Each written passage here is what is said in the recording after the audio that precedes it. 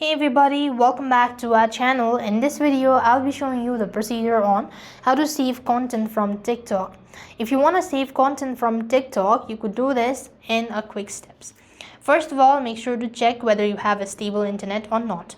To begin with, open the TikTok application and find the content that you actually want to save. So if you want to save it on the TikTok itself and then watch it online, or available online, then you just need to click on this bookmark icon right over here. As you could see in the left or in the right hand side corner, you simply want to click that out, and then you could see that save to collection. And where you could access this collection is that you want to go to the profile section, and then at the top you could see there are multiple tools. You want to click on the save section, and there you have these saved content. Now if you want to save the content to your gallery, then what you need to do is click on the share button, and you could see this download section.